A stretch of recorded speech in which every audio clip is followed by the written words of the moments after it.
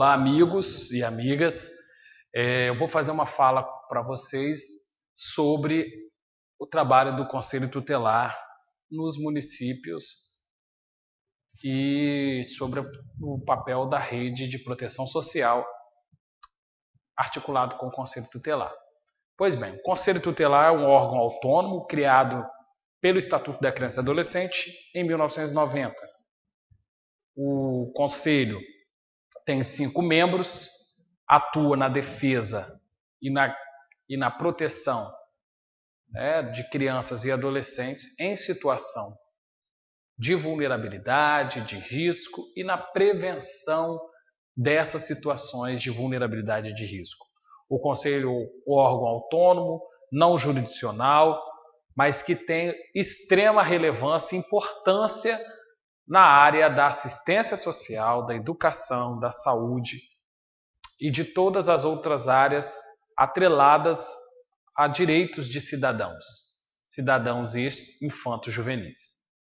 O Estatuto, no seu artigo 131, define qual é o papel do Conselho Tutelar e como o Conselho Tutelar deve ser normatizado nos municípios. Já no artigo 136 do Estatuto, elenca quais as atribuições do Conselho Tutelar. São cerca de 12 ou 13, se eu não me engano, 11 a 13 incisos que indicam um passo a passo das atribuições do Conselho.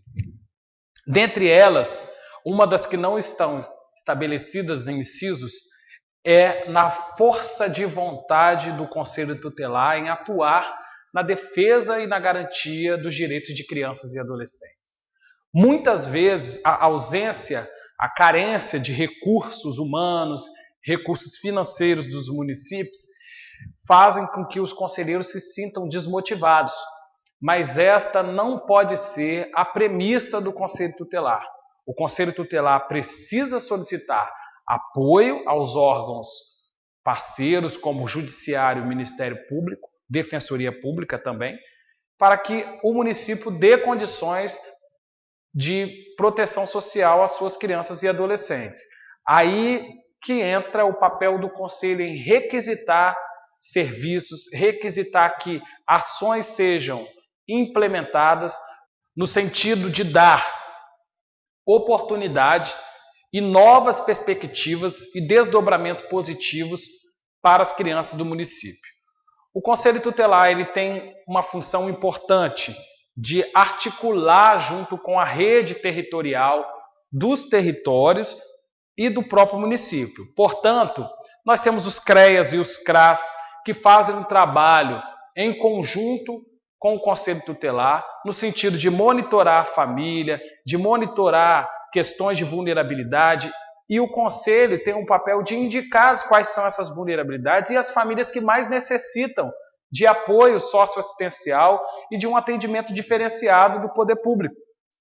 A partir disso, em várias indicações, desses atendimentos, o Conselho Tutelar ele pode indicar ao município, inclusive, qual é o bairro que tem mais necessidade de atuação do poder público. Qual é a área que precisa de mais intervenção, se é uma construção, inclusive, de uma escola, ou de uma reforma numa unidade de saúde, ou de mais médicos, de mais profissionais para atender nossas crianças e adolescentes. O Conselho Tutelar ele é um órgão de porta de entrada para os nossos munícipes e cidadãos. As pessoas não têm acesso com tanta facilidade à Justiça ou ao Ministério Público quando quer reivindicar algum direito de alguma criança e adolescente. O primeiro lugar, às vezes, que ele procura é o Conselho Tutelar.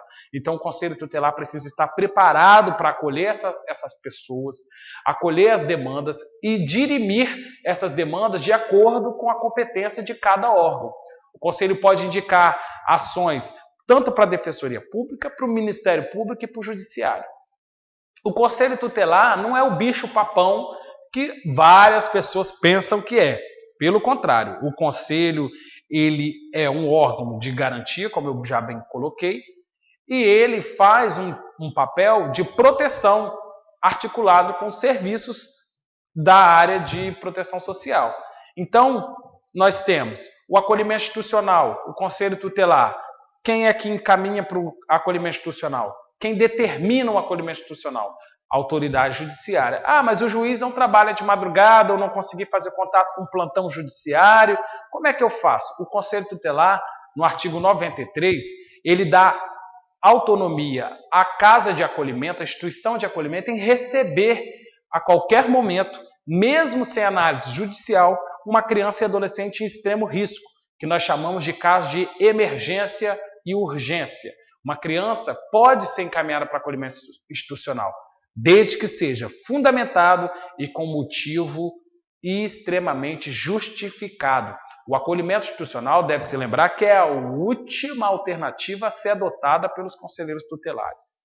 O conselho tutelar também ele é muito provocado pelas escolas, por territórios, por comunidades que têm territórios em extrema desmobilização social. Hoje muitas demandas chegam ao conselho falando do uso intenso de drogas por crianças e adolescentes e até mesmo seu envolvimento no tráfico de drogas. O que o conselho tutelar pode fazer em situações como essa? Solicitar ao poder público municipal uma parceria articulada dos serviços de saúde e intensificar atendimentos especializados a crianças e adolescentes que estão nessa situação. Outra questão que aparece muito são as vagas escolares. O município, hoje a legislação federal coloca a obrigatoriedade de matrícula escolar a partir dos 4 anos de idade. Então, esse parâmetro precisa ser utilizado pelo Conselho para reivindicar as vagas em caso de negativa do município. O Conselho Tutelar, lembrando, não pode ser um primeiro contato, sim, mas o encaminhamento é procurar a secretaria responsável pela demanda, no caso da educação, responsável pela educação, para que essa secretaria dê a resposta da vaga ou não vaga. E aí, com a negativa, se for o caso, o Conselho pode atuar, inclusive em parceria com o Ministério Público, com Defensoria Pública. Importante enfatizar, a relação do Conselho, Ministério Público, Defensoria Pública e Judiciário é uma relação extremamente horizontal. Nós não temos uma relação hierárquica, pirâmide, de cima para baixo. Pelo contrário, é uma relação que une força como se fosse uma engrenagem, sem autoritarismo, sem usurpar o direito e a competência do outro. O Conselho Tutelar, lembrando, é um órgão autônomo, não jurisdicional, encarregado por zelar os direitos da criança e do adolescente. Então, nós temos que saber exatamente o nosso papel. A primeira coisa que precisa ser feito por um conselheiro tutelar é saber qual é o seu papel, sua atribuição, porque está claro para a gente no Estatuto. Ler o Estatuto é fundamental, uma ferramenta importante para que o trabalho durante o cotidiano seja melhor desenvolvido. Claro que haverão dúvidas, haverão momentos que eu não sei para onde encaminhar, não sei a quem pedir, justamente talvez pelo enfraquecimento ou fragilidade da rede de proteção social local. Mas o Conselho Tutelar pode ser, sim, um órgão que seja protagonista dessa proteção social. Não de fazer assistencialismo ou de atendimentos técnicos, que não é o caráter do Conselho, mas sim de provocar no município que os serviços funcionem adequadamente, que as crianças sejam atendidas pelas unidades de saúde, que as crianças sejam atendidas por suas escolas, que o acompanhamento efetivo do CRAS e do CRES seja sistemático, seja mesmo de forma a superar as violações narradas pelas comunidades, pelas famílias, escolas e pelo próprio Conselho. Nós sabemos do desafio hoje que é trabalhar com proteção social. As vítimas das violações de direitos, as nossas crianças, estão espalhadas em todos os lugares. Não tem classe social, etnia e orientação sexual, não. A violação de direito acontece em qualquer lugar, a qualquer momento e precisa ser combatida com muita qualidade técnica e com muita eficiência. Então, a importância dessa articulação intersetorial em rede é fundamental para que o exercício da função do Conselho não seja em vão. Nós temos as delegacias Em cada cidade tem uma delegacia que pode ser acionada em situações de extremo risco, quando existem. Primeiro ponto é o conselho tutelar buscar um familiar da criança para que acompanhe os procedimentos.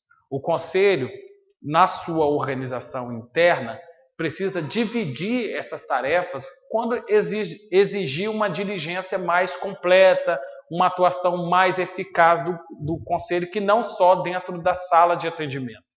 Então, numa situação que busca a delegacia, as tarefas precisam ser divididas. Enquanto um conselheiro está com a criança atendendo, fazendo algum encaminhamento, outro conselheiro faz a busca ativa, faz um contato com a família, reúne informações com a rede, para que o trabalho seja coeso e com maior eficiência possível.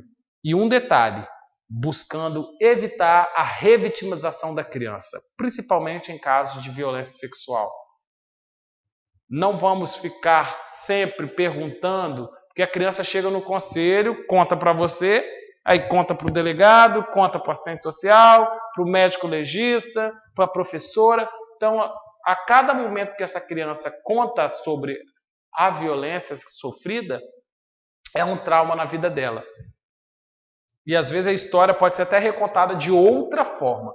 Então, sempre é bom buscar possibilidades de um atendimento único, preciso, escrito de uma forma que esclareça a quem for atender com o seguinte, não precise voltar a questionar a criança ou adolescente sobre aquela violência sofrida, que com certeza é um trauma para a vida inteira.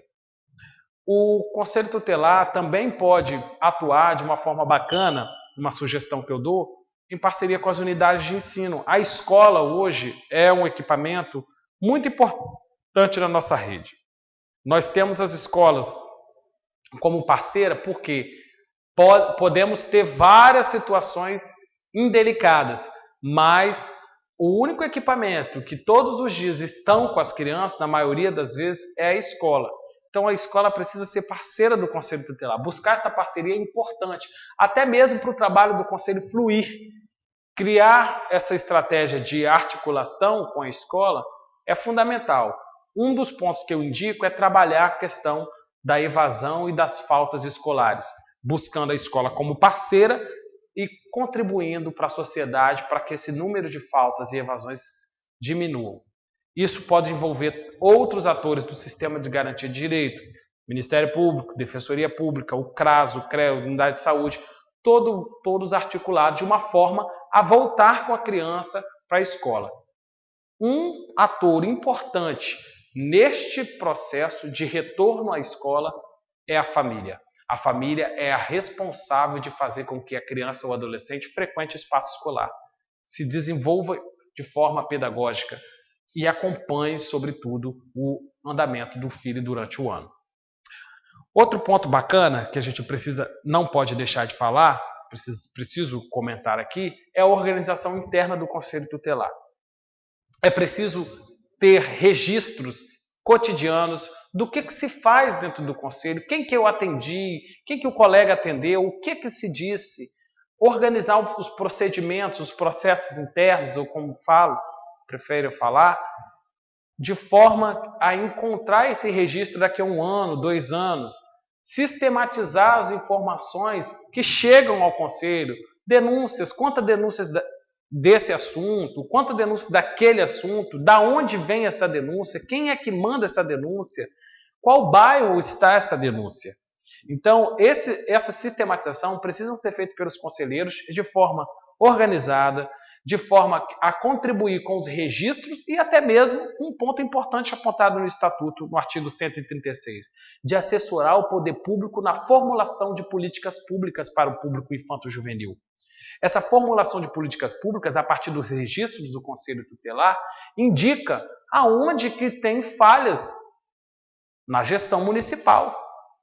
Nós, fazendo o nosso registro, é um olhar que a comunidade está nos trazendo. A comunidade está trazendo para aquele órgão, onde as pessoas que trabalham naquele órgão foram escolhidas pela comunidade, indicar qual é a deficiência que encontram hoje nos municípios, no seu bairro, nas comunidades. A nossa sugestão sempre é reunião colegiada dos 5 conselheiros, pelo menos quinzenalmente, para discutir os casos, deliberar situações importantes e, sobretudo, encaminhar de forma protetiva casos que precisam de uma maior atenção. Chamar para estudos de casos equipamentos que atendam as famílias, para fazer um diálogo, não só por meio de folha e papel, mas sim um diálogo tete a tete, olho no olho, ouvir, indicar, expressar opinião. Então, o diálogo com a rede, um diálogo a partir dos registros é fundamental para o bom trabalho e desempenho do Conselho Tutelar. Hoje, o Conselho Tutelar é um órgão respeitado em todo o Brasil. Todo o Brasil tem um Conselho Tutelar, toda a cidade do Brasil. Todo mundo conhece o Conselho Tutelar. Daí a importância de zelar por este órgão, a qual nós somos membros. Ser membro do Conselho Tutelar é ter o privilégio de fazer defesa do direito da criança e do adolescente, empoderado por uma legislação protetiva, quiçá uma das melhores do mundo. A legislação protetiva das crianças e adolescentes do Brasil é colocada como um panorama para outros países. Falta realmente a execução, a prática da lei. Mas nossa lei brasileira, que define e protege crianças e adolescentes, está estritamente relacionada, valorizando os aspectos psíquicos, de desenvolvimento físico e mental de nossas crianças e adolescentes. Pensa nela toda. Uma outra relação que o Conselho precisa constituir de forma bacana e analisar são os casos relacionados a atos infracionais. Nós temos 2 modalidades de atos infracionais. Situações que ocorrem com criança de 0 a 12 anos, onde as crianças de 0 a 12 anos incompletas, ou seja, até 11 anos e 11 meses, devem ser atendidas pelo Conselho. Já situações de 12 a 18 anos, geralmente são encaminhados para a delegacia especializada do adolescente ou a delegacia mais próxima regional. O Conselho Tutelar, ele atua no caso das crianças de 0 a 11 anos, de forma a indicar encaminhamentos protetivos relacionados no Estatuto, tanto no artigo 129 quanto no artigo 101. Esses encaminhamentos e direcionamentos para situações elencadas no Estatuto visam superar o ato infracional praticado. Uma outra questão é o de 12 a 18 anos. Adolescentes que cometem ato infracional. Precisam ser direcionados às delegacias, como eu disse, especializadas, mas, sobretudo, posterior a esses atendimentos, se for identificado o não atendimento, o não enquadramento do adolescente numa situação tipificada como crime na lei penal, o Conselho Tutelar, se requisitado, pode requisitar de volta ao município o atendimento especificado para essa criança, que é a lei do SINASE, a lei que fala das medidas socioeducativas, está amplamente divulgada e tem sido extensamente trabalhado pelos equipamentos de proteção social. O diálogo com as comunidades. As notificações e as averiguações de denúncias pelo Conselho Tutelar, eles contribuem para que a comunidade sinta e perceba que o Conselho atua naquele local, naquele território e tem dado a resposta para as denúncias realizadas. Isso pelos canais Disque 100, Disque 181, 156, pelo próprio Ministério Público e até mesmo pelo Conselho Tutelar. Essas denúncias averiguadas a curto espaço de tempo mostram a efetividade de se denunciar.